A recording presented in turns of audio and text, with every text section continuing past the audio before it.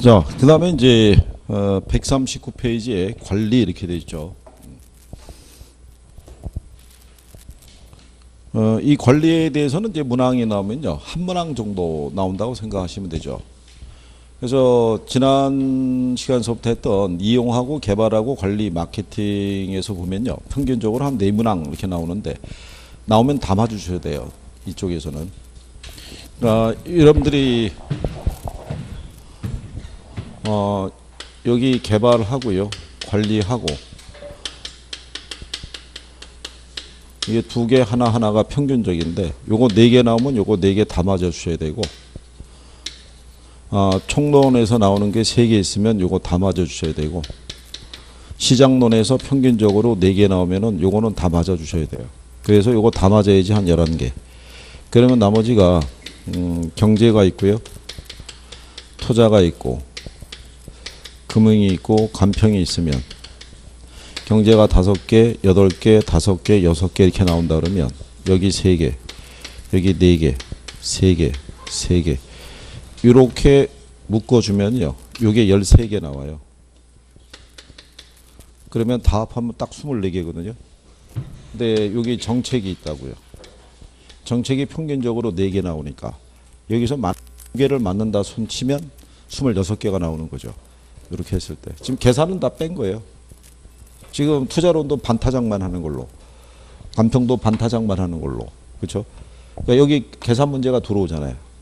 다 빼더라도 이렇게는 가주셔야, 그러니까 이런 데서 나오는 거를 틀리시면 이런 데서 하나를 더 맞으셔야 된다는 얘기죠. 그렇잖아요. 그러니까 선택과 집중을 잘 하시면 돼요.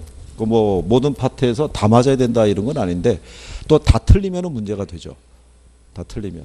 그러니까 전체적으로 전략을 잘 짜셔가지고, 내가 이 안에서, 여기도 이제 어렵다고 생각하신 게 있는데, 그래도 해볼 만한 애들이 있을 거 아니에요. 그 단원에서. 다 힘든 건 아닐 거고. 예, 그거만큼은 나오면 내가 맞아야겠다. 예를 들어서 뭐 포트폴리오 이론이 나온다. 그럼 내가 그거는 정확하게 나오면 무조건 내가 맞출 수 있어야 된다. 이런 식으로 해서 그 단락 안에서도 범위를 좀 좁혀서 내가 할 수 있는 파트만 정확하게 정리가 해갖고 나오면 무조건 맞출 수 있게끔 그렇게 해주는 게 낫다는 얘기죠. 힘든데 뭐 다 해달라고 말씀드린 건 아니고요. 그러니까 지금서부터가 중요하죠. 이제 어떻게 하느냐에 따라서 소기의 점수가 나올 수도 있고 그렇지 않을 수 있으니까 그걸 잘 하시는 게 필요하니까. 자, 우리가 이제 관리에 대한 부분이 있을 때요. 거기 보면 부동산을 목적에 맞게 최이호 이용을 할 수 있도록 취득 및 보존, 이용, 개량 등 운영과 관련되는 일체 행위를 말한다 이렇게 되어 있는데요. 지난번에 설명해 드린 것처럼 우린 지금까지 이 부동산을 갖다가 이용하거나 또는 이제 개발을 했다는 얘기죠. 그러니까 지금서부터 이제 뭐를 잘 해줘야겠어요. 관리를 잘 해야 된다는 얘기죠. 그래서 이제 부동산의 이제 유용성이 좀 더 오랫동안 지속이 될 수 있다 이런 얘기죠. 관리가 만약에 부실하게 되면은 고가의 자산인 부동산에 대한 가치가 어떻게 돼요? 급격히 하락하는 문제가 발생할 테니까 그 부분에 대한 이제 초점이 있는 거고요. 관리가 그러면은 왜 필요하게 됐냐 그랬을 때는요. 일단은 도시화가 큰 원인이 된다라고 보는 거죠. 많은 인구가 좁은 공간으로 모여들면서 더 많은 이제 주거 공간을 필요로 하는데 공간은 한정돼 있다는 얘기죠. 그러다 보니까 여기에 더불어서 이제 뭐가 발달함에 따라, 건축 기술이 발달함에 따라 건물이 고층화 또는 대형화가 됐다는 얘기죠. 그래서 이 건축 기술의 발달에서는 이 엘리베이터의 개발이 이제 가장 큰 역할을 했다라고 이제 설명해 드린 거죠. 엘리베이터가 개발이 되면서 도시의 공간 구조가 수평에서 수직으로 올라가는 이제 그 계기가 됐으니까요. 그래서 이제 전용 부분은 자기가 관리하더라도 공용 부분은 자기가 관리하기 힘드니까 거기에 따른 이제 전문적인 관리가 또 필요했고요. 그 다음에 부재자 소유가 증가했다는 얘기죠. 그러니까 예전과 달리 부동산을 소유하고 있으면요, 내가 꼭 거주하는 지역에서만 부동산을 소유하는 게 아니라 다른 지역에서도 부동산을 소유하고 있으니까 거기에 따른 이제 적절한 관리가 또 필요로 하게 되었다. 뭐 이런 얘기죠. 이제 요거는 이제 오래전에 이제 나왔던 얘기고요. 근래에는 이제 요거보다는 조금 더 변화가 많이 있죠. 자, 이제 뒤에 넘어가시게 되면 요게 관리의 분류라고 보시면 돼요. 분류인데 처음에 나온 거는 이제 영역별 분류다. 굳이 이름을 붙이자 그러면 자, 여기 가면은 이제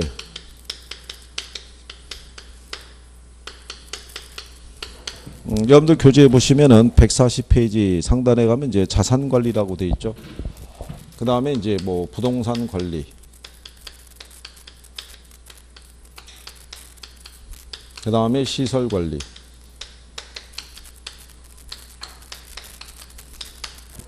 이렇게 세 가지가 있으면요, 요 중에는 얘가 제일 중요하다 이렇게 설명해 드린 거죠.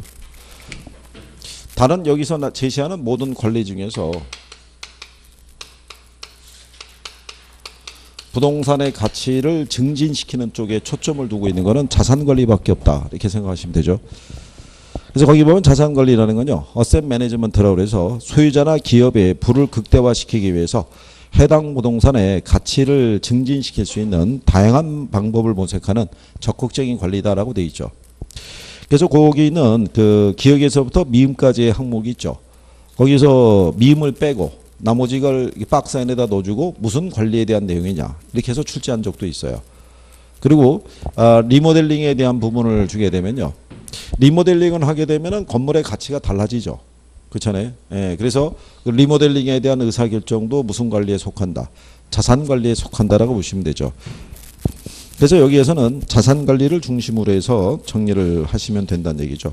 그 다음에 그 밑에 있는 이제 부동산 관리는요, 건물 및 임대차 관리 이렇게 얘기해가지고 뭐 중개업자분들이 뭐 관리할 수 있는 수준이다. 밑에 이제 시설 관리자를 두고 뭐 그런 내용 정도로 보시면 될 거예요. 그 다음에 이제 옆에 보시게 되면 관리의 내용이라고 이렇게 되어 있는데 그 우리가 이제 내용적 분류 이렇게 얘기를 하죠. 여기에서는 이제 법률적인 관리도 있고요, 경제적 관리도 있고, 기술적 관리 이렇게 나눠지는데 여기는 뭐 특별하게 출제를 해서 오답을 유도한다는 게 좀 쉽진 않아요.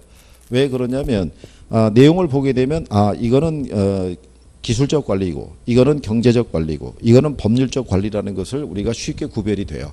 그래서 여기서 구별 정도 하실 때 계약 관리는 법률 관리에 해당이 되고요, 인력 관리는 경제적 관리에 해당이 되고, 이런 경계 측량 같은 거 실시하는 것은 이거는 기술적 관리에 해당이 된다는 것만 포인트로 해서 정리해 두시면 될 거예요. 뭐 그거 이상은 내기가 좀 어려우니까. 대신에 이제 그 밑에 박스에 가면 양가로 4번에 부동산 관리 방식이라고 나와 있는 것 있죠. 그거는 별표 하셔야 돼요. 그래서 이거는 관리 방식별 분류라고 그래가지고요. 이게 이제 자가관리라는 게 있고요. 자가관리는 우리가 직접 관리라고도 얘기를 하고요, 자치관리 이렇게 얘기하죠. 그러니까 여기서는 이제 그 장단점을 이제 틀리게 주는 게 대부분이죠. 그래서 자가관리의 일단 장점을 보시게 되면 본인이 직접 관리하니까 강한 지휘 통제력을 발휘할 수 있다라는 거.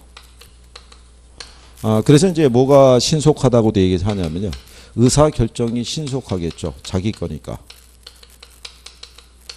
그리고 기밀 유지가 잘 되겠죠. 그렇죠? 그리고 얘는 이제 특징 중에 하나가 무슨 관리가 가능하다는 얘기예요. 종합적인 관리 있죠. 이게 자가관리의 장점이라고 그랬었죠.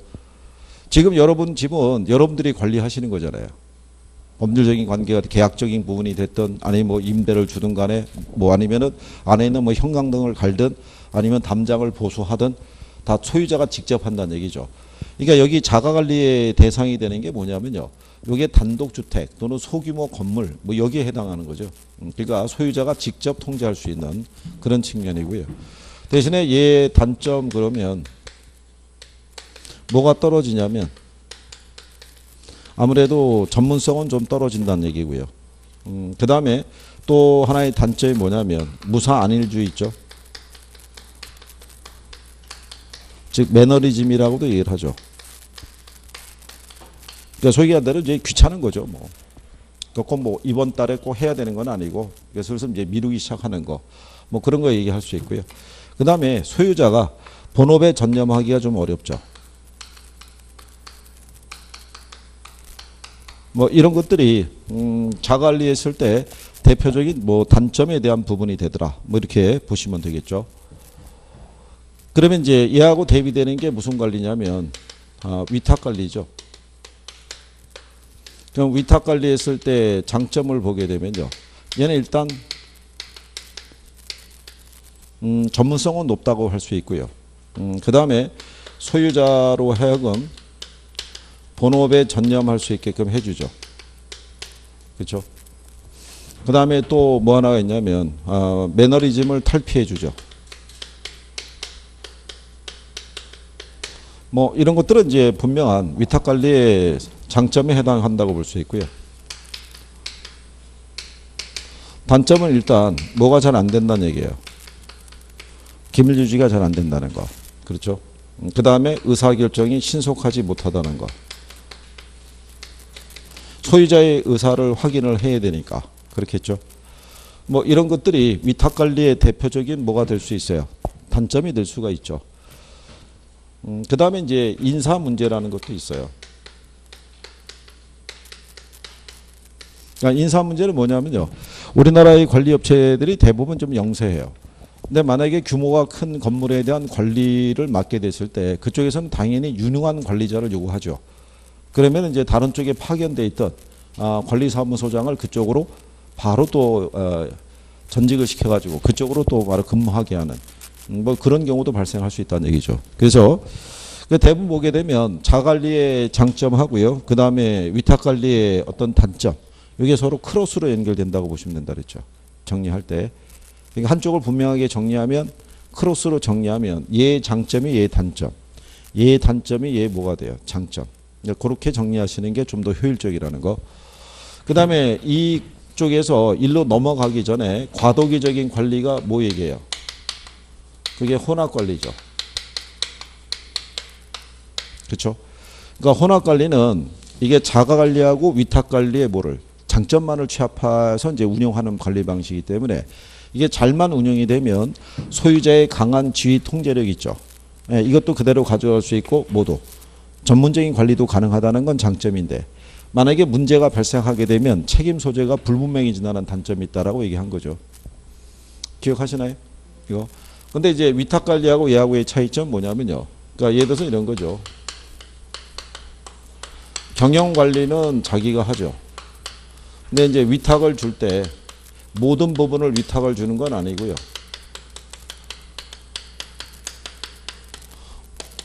필요한 부분만 선별해서 위탁을 준다는 얘기죠. 그러니까 위탁 관리는 모든 거를 다 위탁을 준다는 얘기고 여기는 그 안에서 필요한 것만 선별해서 위탁을 준다. 뭐 이런 얘기예요. 근데 여기서 나오는 건요. 지극히 상식적으로 출제를 해요. 그러니까 여기서 나오는 거를 틀린다는 거는 있을 수가 없어요. 뭐라고 해놨냐면요.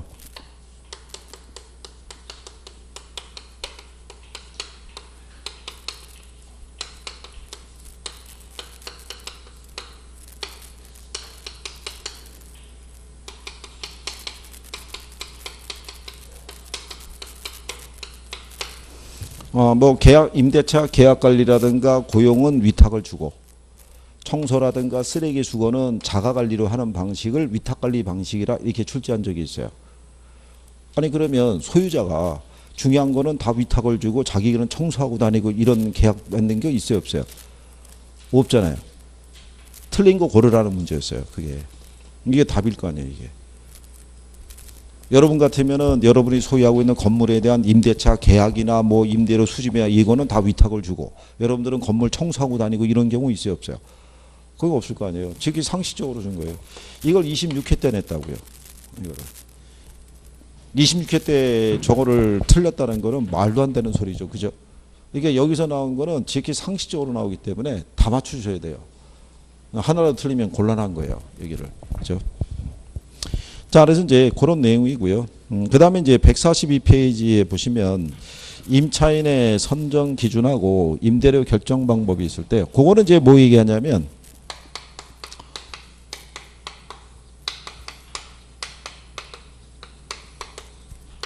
이게 저기 부동산 관리 활동이라고 그래가지고요. 미국의 부동산 관리 회사들이 해주는 거죠. 그래서 얘네가 하는 게 일단 제일 중요한 게 임대차 활동이고요. 그 다음에 무슨 활동이 있냐면 유지 활동.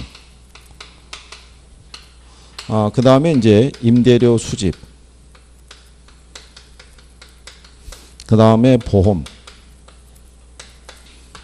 그 다음에 장부 정리라든가 보고서 작성. 뭐 이런 것들이 얘네 업무인데 요 중에서 여러분 시험에 인용한 거는 요거 두 가지예요.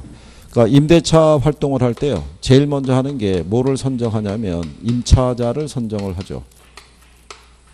그래서 이제 주거용은 유대성이 있죠. 주변 이웃과 잘 어울릴 수 있는지 이거를 이제 선정 기준으로 보고요. 공업용 부동산은 그 건물의 성격에 맞는지의 여부인 적합성 여부를 따져보고요. 그 다음에 매장용 부동산 이거는 이제 가능 매상고를 기준으로 해서 임차자를 선정하는 기준으로 삼는다 이런 얘기고요. 그러면 난 다음에 뭐를 체결하냐면 임대차 계약을 체결하죠. 그래서 여기 있는 주거용 부동산은 총임대차, 여기 있는 공업용 부동산은 순임대차, 매장용 부동산은 비율임대차. 근데 시험상에서 인용한 건 주로 여기서만 인용이 된 거죠. 매장용 부동산은 무슨 임대차를 쓴다? 비율임대차. 비율임대차에 대해서는 지난번에 설명했죠. 그죠? 기본적인 임대료를 갖다 정해놓고 만약에 수입이 그 이상을 넘어서게 되면 추가되는 수입의 일정한 비율을 추가 임대 수익으로 받을 수 있다라고 설명한 거죠. 그래서 그런 내용이죠. 그리고 이제 유지 활동에서는 지난번에 이렇게 해드렸죠. 이렇게. 그래서 이 중에서 제일 중요한 게 얘라고 그랬죠. 예방적 유지 활동. 예방적 유지 활동은 이건 사전적인 개념이죠. 그렇죠? 이 건물에도 엘리베이터 있잖아요. 엘리베이터 1년에 한 번씩 정기 점검하거든요. 근데 그 사이사이 수지 점검해야 하네요. 점검한다고요. 주요 시설물에 대해서는. 그러니까 문제를 미연에 방지하기 위해서. 자, 이거를 예방적 유지 활동이 제일 중요한 거고요. 대응적인 유지 활동은 이건 사후적인 관리라고요. 문제가 생겼을 때 즉각적으로 대응하는 것을 원칙으로 하고 있다. 뭐 이렇게 보시면 되죠. 그래서 요거 하나 이제 시험에서 2번 정도 인용을 한 거죠. 그래서 이제 그 내용 과정 보시면 되겠고요. 그 다음에 이제 참고란에 보면 건물의 생애주기라고 있죠. 생애주기에서 보시게 되면 거기 두 번째 신축 단계라고 돼 있죠. 물리적인 유용성이 가장 높게 나타날 때는 신축 단계고요.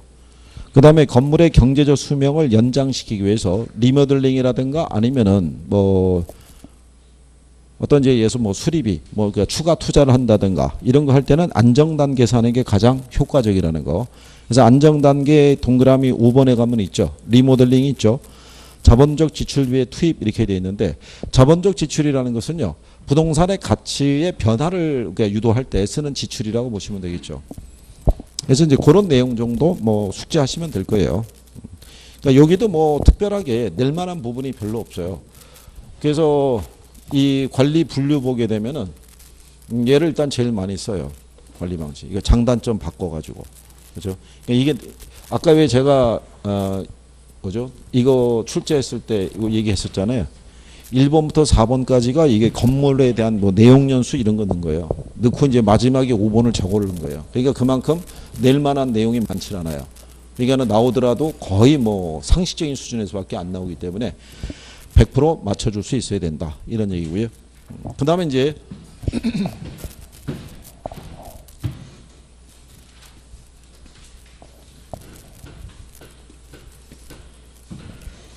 옆 페이지에 보시면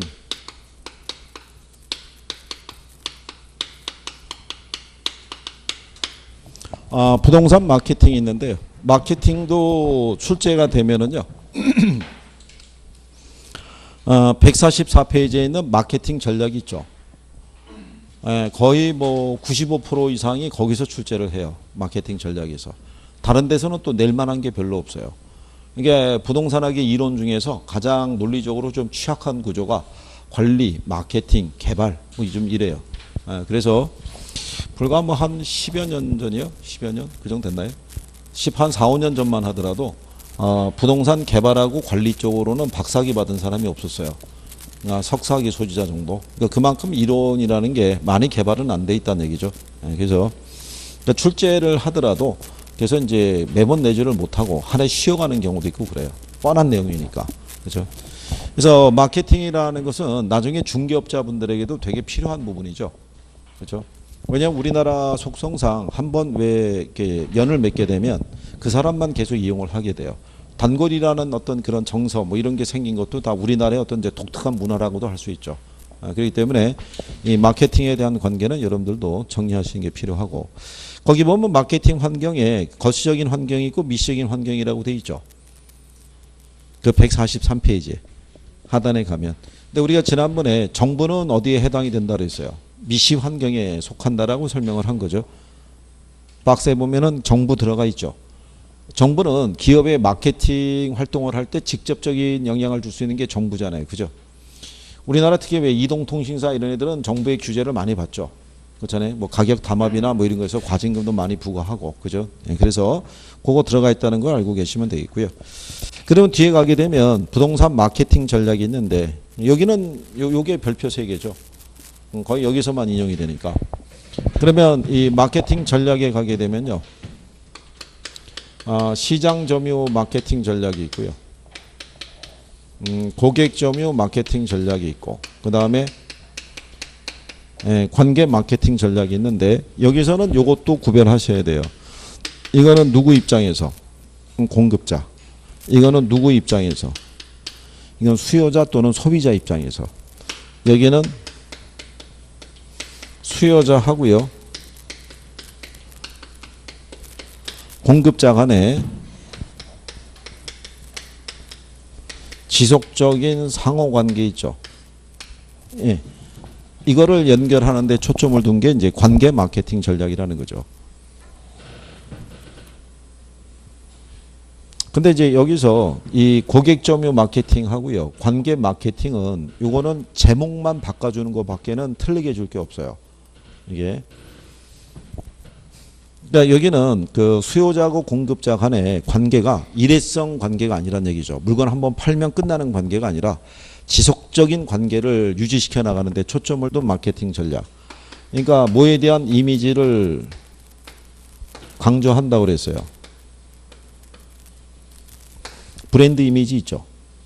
그러니까 건설사들에서 지금 당장 분양 계획이 없더라도 자사 브랜드에 대한 이미지를 계속 소비자에게 어떻게 해야 돼요?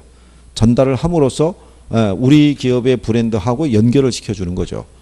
그래서 여러분들 하시는 광고 봤을 때, 야, 나중에 우리 이사 가서 아파트에 살면은 저기 가서 살면 진짜 좋겠다. 뭐 이런 식으로 해서 그 브랜드에 대한 이미지를 계속 각인시켜 주는데 초점이 있는 거죠. 그게 무슨 전략이다? 그게 관계 마케팅 전략인 거예요. 그러니까 제목에서 대부분 언급이 되는 거죠. 이게. 그 다음에 얘는 어디에 초점을 두고 있는 거예요? 고객이니까. 누구? 소비자. 소비자 중심의 마케팅 전략이죠. 그러니까 소비자의 눈높이에 맞춰서 소비자가 원하는 게 어떤 것이냐를, 컨셉이 어떤 것이냐를 보고 그 구매 의사결정의 각 단계에서 접점을 마련해 나가는 거죠. 그래서 여기는 무슨 원리를 활용한다고 그래요? 아이다의 원리 있죠. 네, 이거를 활용한다는 얘기죠. 그죠? 그래서 우리가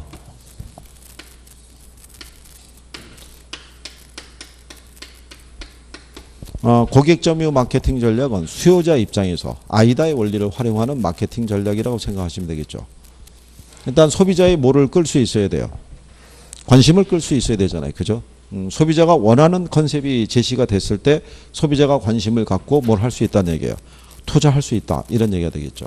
한때 제주도에 그 임대 부동산에 그 투자하는 열풍이 불었었죠. 유혹커들 때문에. 중국인 관광객들이 제주도에 많이 가니까 그 사람들이 가서 숙박시설이 부족하잖아요. 그러니까 이제 그런 식으로 해서 숙박시설로 해서 하나를 분양을 받으면 임대를 줄 수 있고 거기서 나오는 임대 수익이 기초적으로 이제 보장이 될 것이고 또 분양하는 사람이 뭐라고 그러냐면 임대 수익이 최소한 어느 정도가 될 수 있도록 보장을 해주겠다라고 얘기까지 한 거죠. 그래서 거기에 투자 들어간 사람이 많은데 그게 이번에 그 중국하고의 관계가 틀어지면서 한 2년 정도 임대 수익이 어떻게 돼요? 바닥을 친 거죠.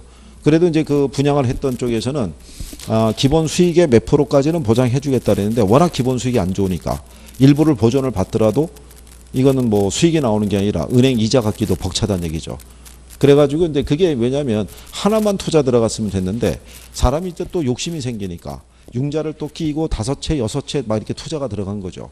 그러다 보니까는 무리한 대출에 따른 이자 부담이 커지니까 그래서 지금 뭐 곤욕을 치르고 있는 분도 있다. 뭐 이렇게 나오는 거죠. 근데 어쨌든 간에 소비자 입장에서 봤을 때는 그러한 조건이라고 그러면 일단 관심이 갈 수밖에 없다고요. 누가 보더라도 중국 관광객들은 넘쳐나고 있고 숙박시설은 부족하다는 소리가 나오고 있을 때 걔네들이 들어올 때마다 그때마다 임대를 줘서 임대 수익이 나온다는 것은 뭐 땅 짓고 헤엄치기다. 처음에 그런 생각 하겠죠. 투자자들이 제일 좋아하는 단어가 그거잖아요. 논어키에 나오면 땅 짓고 헤엄치기다 이거는. 그잖아요. 그러니까 우리나라에서는 그런 류의 사기 사건이 끊이질 않는다는 얘기죠. 참 희한하잖아요. 다단계라든가 뭐 이런 거라든가 많은 사람들에게 얘기하고 그러는데도 불구하고 여기다 투자하면은 이자가 뭐 한 달에 15% 주니 20% 주니 그렇게 하니까는 또 처음에 조금 넣어보는데 진짜 15% 20% 나오니까 그다음부터는 훅 가는 거죠. 그냥 다 끌어대 가지고 집어넣고 그래갖고 중간중간에 뭐 수천억씩의 사기 사건 나오고 막 그러는 거죠. 근데 어쨌든 간에 그래서 이거는 누구 입장에서 마케팅에 대한 부분을 추구하는 거냐면 수요자 입장, 소비자 입장. 그래서 여기는 얘네 두 개는 제목을 바꿔주는 것 말고는 뭐 특별한 게 없어요. 그래서 거기 145쪽에 가면 고객 점유 마케팅 전략이 있고 그 다음에 관계 마케팅 전략이라고 있죠. 그러니까 걔는 내용이 어떻게 돼요? 간결하잖아요. 그러니까 걔네는 제목을 주로 바꿔주는 것 말고는 틀리게 줄 게 없어요. 그러면 출제자들이 제일 많이 활용하는 게 이제 이쪽이죠. 이쪽에 가서 STP 전략이 있고요. 그 다음에 뭐가 있어요? 이거는 이제 공급자의 입장에서요.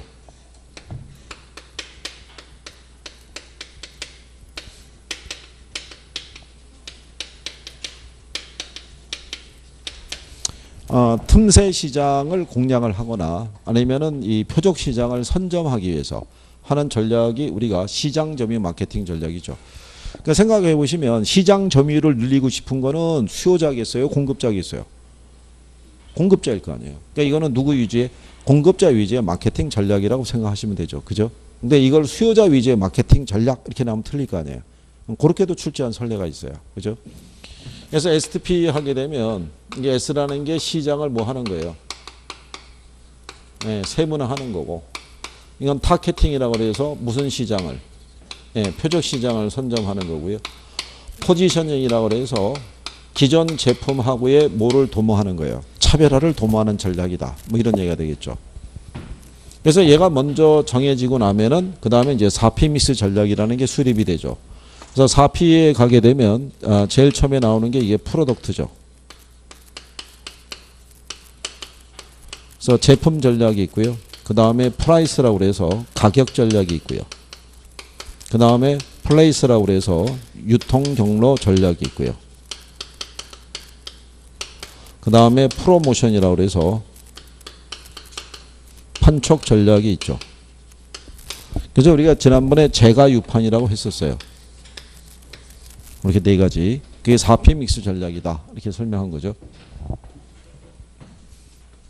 여기서는 얘네 세 가지는요. 이걸 바꿔버리는 거예요. 용어를. 그러니까 시장 세분화인데 이거를 뭐로? 차별화. 또는 시장 세분화인데 유통 경로. 이렇게 제목을 바꿔서 내는 거예요. 대부분. 그렇기 때문에 용어만 정확하게 알고 계시면은 틀릴 일은 별로 없어요. 그래서 거기 보시면은 시장 세분화라고 돼 있죠. 네, 그래서 마켓 세그멘테이션 그래가지고요. 시장 세분화인데 이질적인 전체 시장을 수요자의 인구 경제학적 특성에 따라 동질적인 몇 개의 세분 시장으로 나누는 행위를 말한다라고 얘기를 하죠. 그러니까 시장 세분화는 소비자를 이질성에 따라서 몇 개의 특정 집단으로 분할하고 각 세분 시장에 소비자 수요에 대응하는 제품 계획을 세워서 마케팅 전략을 전개하는 데 의의가 있다. 뭐 이렇게 되어 있죠. 그러니까 시장을 갖다가 세분하는 거죠. 그러니까 예를 들어서 지난번에 것처럼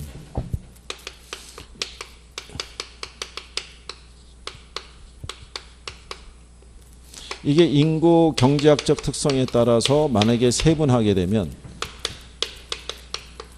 성별, 연령대별 또는 소득 수준별 이렇게 카테고리를 묶어 가지고 시장을 나눠버리는 거를 우리가 이제 시장 세분화라고 얘기를 해요.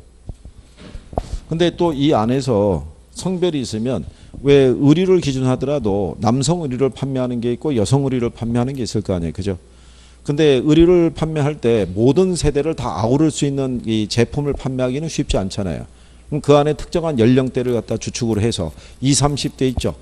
예, 거기를 모델로 해서 이제 그 군집을 이제 타켓으로 삼아서 기존의 제품에 비해서는 중저가 브랜드로서 품질은 하이 퀄리티로 해서 공략하는 뭐 그런 전략을 세울 수도 있다는 얘기죠. 그래서 거기에 맞춰서 시장을 뭐 하는 거예요. 세분화하는 거죠. 그러니까 요즘은 거의 뭐 경계에 대한 부분에 어느 정도는 구별이 돼 있죠. 20, 30대만 이제 주로 입을 수 있는 층으로 해가지고 그 의류가 생산해서 나오기도 하고요. 특히 왜 젊은 친구들이 입을 수 있는 거는 우리가 이거 핏이라고 해가지고 이게 옆에가 이렇게 좀 들어간 게 있어요. 근데 전형적인 그 중년 이상의 남자분들은 허리 둘레하고 배 사이즈가 있기 때문에 절대로 그 의류는 입을 수가 없어요. 단추가 안 잠궈지니까. 그렇잖아요. 그러니까는 그 제품을 출시했을 때는 일정한 그 연령층을 타켓으로 해서 공략을 한다 이런 얘기가 되겠죠. 모든 남성층을 다 공략할 수 있는 것은 아니란 얘기죠. 근데 뭐 요즘은 남자분들도 뭐 어떤 의상이라든가 아니면 미용이라든가 뭐 성형 이런 거에 관심이 많아가지고 이게 예전에 같이 뭐 여자분들만의 전유물은 아니다 이런 얘기죠. 그러니까 이제 컨셉을 얼마나 또 다양하게 가지고 가느냐 그런 데 초점이 있는 거죠. 그리고 근데 그래서 이제 그 안에서 시장을 이렇게 세분하고요. 그 안에서 가장 자신 있는 수요자 집단을 찾아내는 것을 우리가 무슨 전략? 표적시장 전략이라고 얘기하죠. 시장을 세분한 다음에. 그래서 거기 표적시장은요. 거기 보시면 세분화된 시장에서 자신의 상품과 일치되는 수요 집단을 확인하거나 선정된 표적 집단으로부터 신상품을 기획하는 일이 중요하게 된다라고 얘기를 하죠. 그래서 그러고 난 다음에 이제 제품 차별화라는 것은요. 목표 시장에서 고객의 욕구를 파악해서 고객의 마음속에 경쟁 제품에 비해서 차별적 특징을 가지도록 제품 개념을 정하고 소비자의 지각 속에 적절히 위치시키는 노력을 하기도 한다 이렇게 돼 있죠. 근데 소비자들이 한번 이미지를 갖게 되면은요. 그거는 쉽게 바뀌지는 않죠. 우리가 지난번에 얘기했지만 예전에 이거 차도 H 자동차, K 자동차, 그 다음에 D 자동차 있으면은 항상 얘가 꼴찌였다고요. 판매량이. 그리고 가전으로 넘어가서도 똑같이 L전자, S전자, D전자 있으면은 항상 얘가 안 팔리는 거죠. 이게 상대적으로 이미지가 어떻게 되냐면 투박하고 소리 많이 나고 중고 시세가 별로 없고 뭐 이렇게 돼 있는 거죠. 그래서 결국은 얘는 사라진 거죠. 근데 얘는 여전히 존재해요. 동부 D라고 해가지고 여전히 그 가전 제품하면 그걸 판매가 돼요. 그런데도 조금 나이가 있으신 분들은 이 브랜드에 대한 기본적인 제품이 어떤지도 따지기도 전에 일단 거기 있는 사람이 여기를 소개해주면은 일단 외면을 해요. 꼭 무슨 문제가 있는 것 같이. 뭐 그렇지는 않거든요. 품질에 대한 부분은 뭐 거기서 이제는 기술이 많이 발달했으니까 거기서 거기일 텐데도 불구하고 한번 이미지가 쌓이면은 그걸 쉽게 바꾸기가 참 어렵다는 얘기죠. 괜찮겠어요? 그래서 갑작스럽게 사람이 바뀌면 그저 많은 사람들에게 놀람과 충격을 주죠. 그렇잖아요. 이번에 모의고사 봤는데 고총각이 1등을 했다? 완전히 놀랄 일이죠. 그렇지 않겠어? 이번에 1등을 목표로 모의고사 보나? 이번에 보는 거. 그럼 뭐 몇 월 달에 보는 거를 1등을 목표로 하는 거야? 올 12월? 이번 달에 목표에서 보면 1등을 목표로 홍보를 해야 될 거 아니야, 1등을. 그 이제 아버님 얼마나 기뻐하시겠어. 그렇잖아? 너 1등 하면 내가 여기서 얘기해 줄게. 성적 이거 들어주고, 인증샷도 찍어가지고 내가 보내줄 테니까. 1등에 한번 도전하는 거야?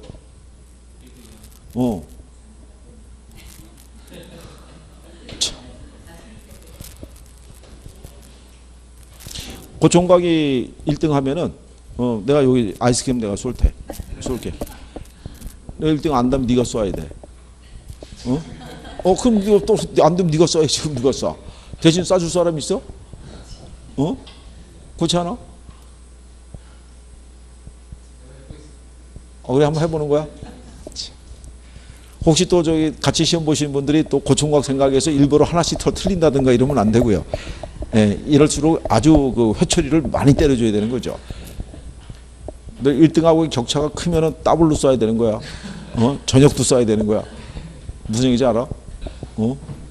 나면서 열심히 공부해야겠지. 한번 하면, 한번 실력이 올라가면 또 안 떨어져. 그게. 그게 저기 뭐야 그 왜 바둑을 두는 사람도 아마일 때하고 프로로 입문할 때하고 틀리다 그러잖아. 그 자체가. 그러니까 한번 해보라고 열심히. 자, 어쨌거나 그래서 이제 얘네 그 부분에 있을 때 시장을 세분하고요. 가장 자신 있는 수요자 집단을 갖다가 이제 선정하는 거. 그걸 우리가 이제 표적 시장 전략이라고 그러고요. 그 다음에 기존에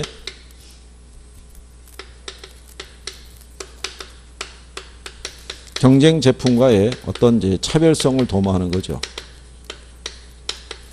뭐 그런 게 이제 차별화 전략이라고 보시면 되겠고, 요거 단어 바꿔주는 것밖에는 특별한 게 없어요. 용어에 대한 것만 인식을 하실 수 있으면 돼요. 그리고 가만히 보시면은 기출 문제 보시면 여기는 출제했던 지문이 있죠. 그 안에서 돌아가요. 새로운 지문이 등장하는 건 별로 없어요. 그 다음에 이제 여기 4P 믹스 전략이라고 있죠. 그래서 4P 믹스만 가지고도 따로 출제를 해요. 그래서 제품 전략이라는 것은요, 공급하는 상품이 경쟁력을 가질 수 있도록 하는 것이다 이렇게 돼 있죠. 그래서 상품은 다양한 형태로 이루어지고 있기 때문에 용도나 거래 유형에 따라 전략이 달라진다 뭐 이렇게 돼 있는데, 이 제품 전략이라는 것은요,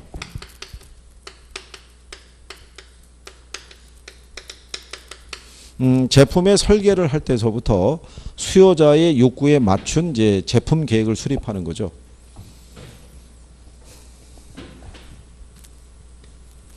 이게 여러분 시험에 나왔던 것 중에 하나가 뭐냐면요, 아파트 단지 내에 왜 실개천 설치한다는 것 있죠. 그게 이제 지문으로 한 2번 썼는데 요즘은 실개천을 설치하진 않아요. 왜냐하면 이 한때 아파트에 이렇게 수로 있잖아요. 개천 만들어 갖고 이게 어릴 때 왜 시골에서 살던 어떤 그런 걸 해준다 그래서 여기 정원처럼 꾸며지고 실개천이 흐르고 뭐 노래 가사처럼 뭐 아주 괜찮다 해가지고 했는데 결국 망가진 거죠. 이게 물 관리가 어려워요. 이게 물 깨끗하게 수질 관리하기 힘들고 오며 가며 여기다 또 오물 투척하고 이러니까는 이게 뭐 냄새에다가 관리가 안 되니까 녹전상 나고 막 이렇게 되니까 배보다 배꼽이 더 큰 거죠. 그래서 이거 수로 설치했던 데도 대부분 다 지금 운영을 안 하고 새롭게 분양하는 제품에도 실개천은 있다 없다. 예, 실개천은 없죠. 그죠? 그래서 근데 그게 제품의 과정에서 이게 출제한 적이 있어요. 이렇게. 그다음에 이제 요즘은 아파트 왜 분양할 때 보게 되면 필로티 구조로 해가지고 입구에서 그냥 바로 주차장으로 들어가는 구조로 해놓은 경우가 많죠. 이게. 그리고 이제 1층의 높이를 갖다 조금 더 높게 하고. 그래서 여기 요 파트 정도를 개인 정원처럼 쓸 수 있게끔. 그래서 오히려 1층에 대한 경쟁력을 강화시키는 쪽으로 제품 설계하는 경우가 좀 더 많죠. 이게. 그래서 그런 식으로 이제 수요자 욕구에 맞추는 경우도 있고요. 또 어떤 아파트들은 가령 예를 들어서 25평형 아파트인데 요 중에 한 7에서 한 8평 정도 있죠. 예, 요거는 새를 놓게끔 별도의 출입구 두고. 그럼 나머지 평형에 대한 것도 있죠. 뭐 한 8평, 뭐 이 정도는 이제 소유자가 쓰고. 그래서 출입구를 달리 두는 방식이죠. 우리가 아파트 같은 데는 임대를 만약에 주게 됐는데 같은 공간을 공유하고 있으면 되게 불편하거든요. 이게. 일반적인 뭐 다세대나 뭐 다가구 같으면 출입구가 틀리고 뭐 이렇게 분리된 공간인데 아파트는 그게 쉽지 않은데 이런 식으로 설계된 아파트도 있어요. 그러니까 정년 퇴직한 분들이 노후에 임대 소득이라는 게 좀 있으면 좋겠을 때 이렇게 하는 경우죠. 이렇게. 그러면은 실상 이제 만약에 이제 그 노부부 두 분이 거주하신다 그러면 아주 넓은 공간은 또 이렇게 관리하는 데도 힘들거든요. 그러니까 이제 이렇게도 설계해서 나오는 경우도 있다는 얘기죠. 예. 그게 이제 설계하는 단계고요. 그 다음에 이제 가격 전략을 채택을 하는데요. 가격 전략에서 보시게 되면 고가 전략 또는 무슨 전략, 저가 전략을 쓸 수 있는데요. 여기 가격 전략에서 보게 되면요. 요게 크게 나누면 시가 전략이라는 게 있고요. 고가 전략을 쓸 때가 있고 무슨 전략, 저가 전략. 그러니까 시가 전략은요. 이거는 이제 경쟁 업체 있죠. 요거는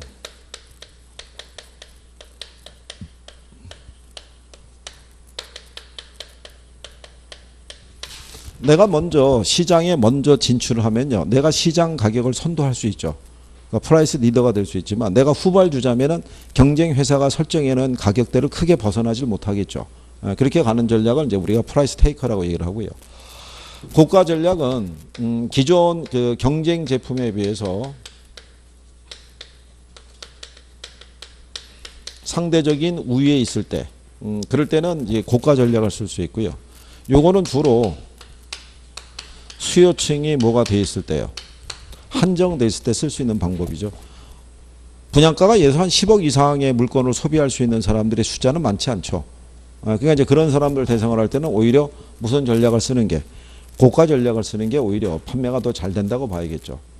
우리나라의 특징 중에 하나가 뭐냐면 비쌀수록 잘 팔리는 경우가 있어요. 싸면 오히려 안 팔리는 경우가 있다는 얘기죠. 특히 우리나라에서 비쌀수록 잘 팔리는 것 중에 하나가 고가의 부동산도 있고요. 그 다음에 명품이 있죠. 이거는 비쌀수록 잘 팔린다는 거죠. 그 세계적으로 유명하다는 얘기죠. 그러니까 꼭 한국 고객들을 봉으로 알고 있는 거죠. 1년에 5번 인상한다는 거죠. 근데 그 언론에도 나왔는데 백 하나에 500이래요. 500인데 매장을 갔더니 점원이 조금 있으면 11%가 인상이 된다는 거죠. 그럼 5만 원짜리가 11% 인상돼봐야 뭐 한 5,500원 인상이 되는 건데 이건 500만 원짜리가 11% 인상이 되면 55만 원 인상이 되는 거잖아요. 그러니까 그날 샀다는 거죠. 나중에 중고로 팔아도 또 값을 더 올려받을 수 있다. 뭐 이런 논리로. 전 세계에서 그러니까 일본하고 중국하고 우리나라가 명품 소비량이 1, 2, 3등을 차지하죠. 그런 거는 절대로 우리는 상위에서 빠지질 않아요. 어쨌든 뭐 그런 내용이죠. 근데 저가 전략은요. 예를 들어서 뭐가 안 좋을 때, 경기가 안 좋을 때, 지역 구매자들의 구매력이 떨어지고 있을 때, 그 다음에 단기간에 시장 점유율을 높이고 싶을 때, 그럴 때는 상대적인 무슨 전략을 쓸 수 있어요? 저가 전략을 쓸 수 있죠. 이것도 출제했어요. 경기가 안 좋고요. 지역 구매자의 구매력이 안 좋을 때 무슨 전략을 써야 된다고? 고가 전략을 써야 된다고. 그게 상식적이잖아요. 그렇잖아요. 그러니까 여기서 나오는 거를 틀린다는 거는 그죠? 참 성격이 이상하다고밖에 볼 수 없어요. 일부러 틀리는 거 아닌 것은 틀릴 수가 없는 거죠.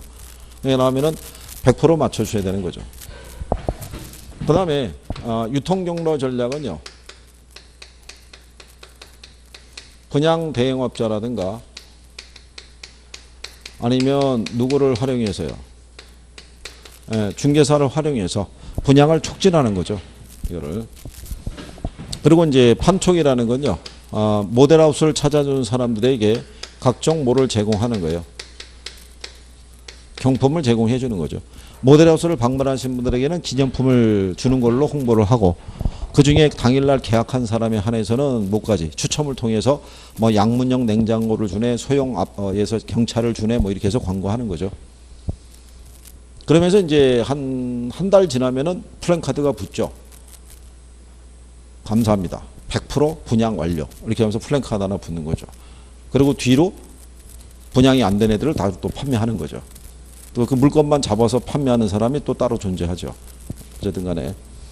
그래서 어쨌든 그 용어 정도는 그렇게 해서 정리를 하시는 게 필요하고요.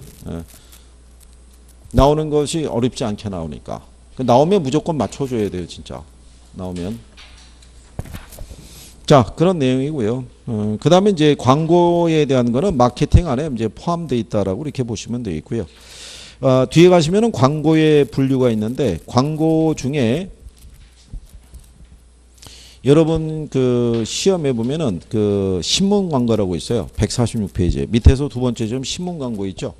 전시 광고가 있고 안내 광고가 있죠. 안내 광고는 여러분들 아시다시피 칸이 작죠. 그러니까 주로 약어로 쓰는 그 광고를 하는 것이 안내 광고고요.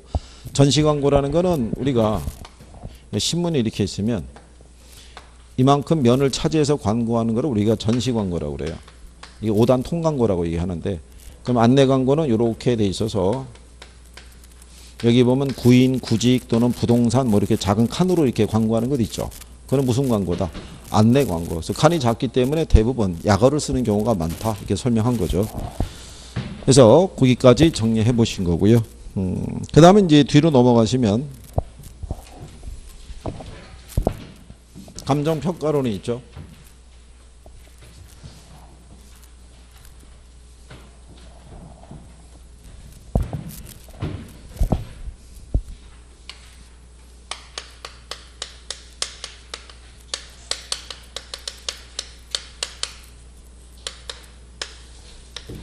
감정평가로는 이제 늘상 말씀드리지만 얘는 15% 내외를 내도록 돼 있어요. 예, 시험의 규정상. 그러니까 감정평가론 들어오기 전에 그러니까 지금까지 했던 파트에서 85% 내고 여기서 15% 내외를 내도록 돼 있어요. 그러니까 40문제 대비 15%면 6문항이거든요. 그러니까 기본적으로 6문항을 기준으로 7문항까지 나올 때가 있고 또는 5문항까지 나올 때도 있고 그래요. 그래서 얘는 시험 목차가 감정평가의 기초가 있고요. 감정평가 방식이 있고요. 그 다음에 이제 부동산 가격 공시 제도라고 있어요. 여기서 이제 언급이 되는데요. 원래 기본적으로 출제할 때는 2개, 3개, 1개 이런 배열이 기본이고요. 그래서 이제 여러분들이 뭐를 싫어하니까 감정평가 방식을 싫어하니까 이거를 뺀 나머지에서는 반타작을 해주셨다는 얘기죠. 그러니까 여기를 만약에 통으로 버리게 되면 아까 이것처럼 왜 정책에 4개 나오잖아요. 그 정책의 4개 중에서 한 3개는 맞춰줘야 된다는 얘기죠. 나머지 했던 부분에서 점수 다 따야 되고.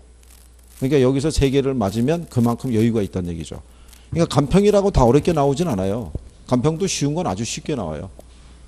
그렇기 때문에 여기서도 점수 딸 수 있는 데는 확실하게 정리하시는 게 필요하고요. 그래서 여기서는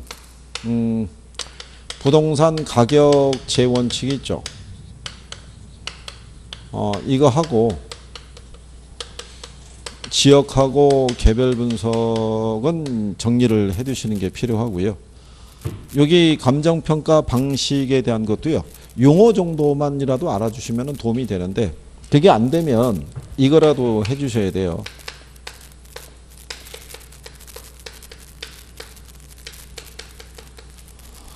이게 물건별 감정평가하고요. 그 다음에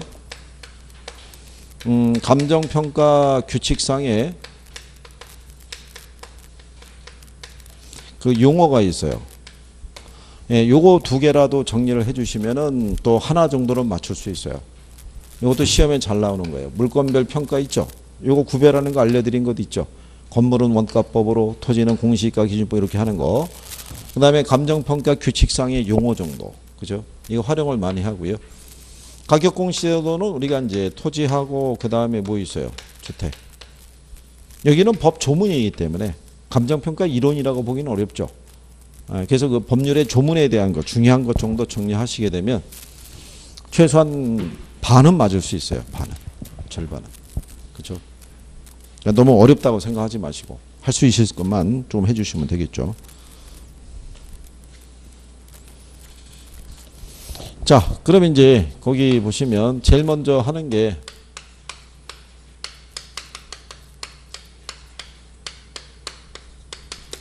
감정평가의 이제 기초라고 돼 있죠.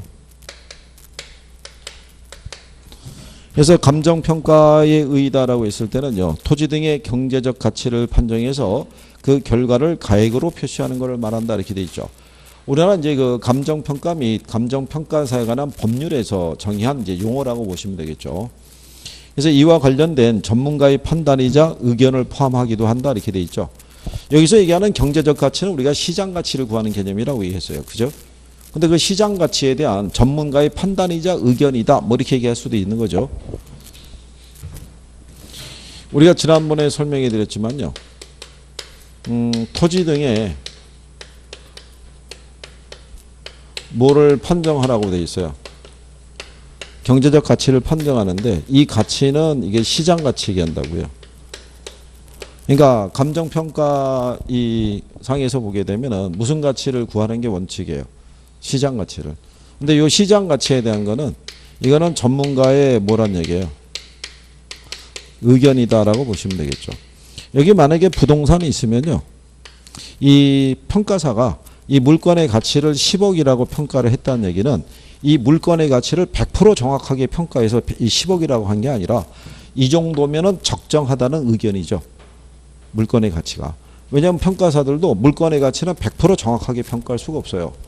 부동산의 가치라는 것은 내부적으로도 변화가 있을 수가 있고요. 주변 환경이 계속 변하기 때문에 평가사도 항상 무슨 시점을 정해놓고 기준점을 정해놓고 이 시점을 기준으로 볼 때는 이 정도가 적정하다는 의견을 제출하는 거죠. 의견을.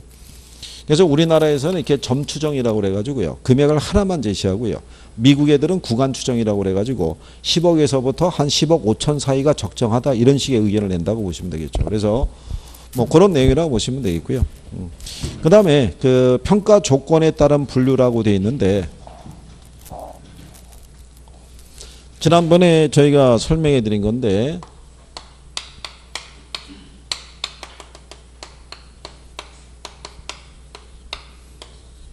감정평가 규칙에 가게 되면요. 5조, 6조, 7조가 있어요. 그죠? 그래서 5조가 이게 무슨 원칙이라고 그랬어요? 이게 시장가치 기준 원칙이고요. 6조가 현황 기준 원칙. 7조가 개별 물건 기준 원칙이에요.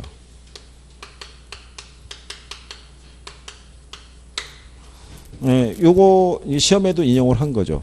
지금 만약에 출제를 하게 되면은 이 표현대로 나올 거예요. 물론 5조, 6조, 7조는 뭐 안 나오죠. 이거는 안 나오고.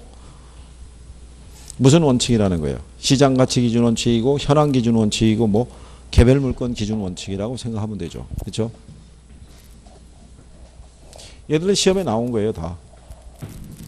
이거 풀어서도 출제했고요. 이거 제목으로도 나온 거죠, 제목으로.